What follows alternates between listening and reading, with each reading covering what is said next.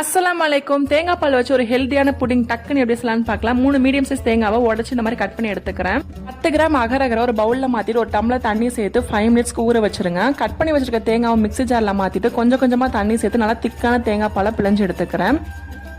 எனக்கு ஒரு 8 கப் அளவுக்கு தேங்காய் பால் கிடைச்சிச்சு. ஊற வச்சிருந்த அகரகரை ஒரு வெசல்ல மாத்திட்டு ஸ்டவ் லோ ஃப்ளேம்ல வச்சுட்டு நல்லா இதை மிக்ஸ் பண்ணிட்டே இருங்க. நல்லா இந்த மாதிரி கரைஞ்சு வந்துடும். அப்ப ஸ்டவ் ஆஃப் பண்ணிடுங்க. ஸ்டவ் மீடியம் ஃப்ளேமில் வச்சுட்டு தேங்காய் பாலை லைட்டாக மிக்ஸ் பண்ணிகிட்டே இருங்க. 1/4 கப் அளவுக்கு கண்டென்ஸ்டு மில்க் சேர்த்துருக்கிறேன். கண்டென்ஸ்ட் மில்க் சேர்த்தா கொஞ்சம் ரிச் அண்ட் க்ரீமியாக இருக்கும். வேணா ஸ்கிப் பண்ணிடலாம்.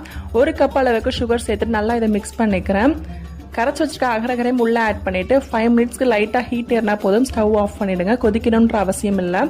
ஒரு டிஃபன் பாக்ஸில் ஸ்ட்ரெயினர் வச்சு வடிகட்டி எடுத்துக்கிறேன். குட்டி குட்டியாக தேங்காய் கட் பண்ணி வச்சிருந்தேன். மேலே கார்னிஷிங்காக கொஞ்சமாக போட்டுட்டு ஃப்ரிட்ஜில் வச்சு 2 ஹார்ஸ் வச்சு எடுத்திங்கன்னா சூப்பரான தேங்காய் பால் புட்டிங் ரெடி ஆயிரும்.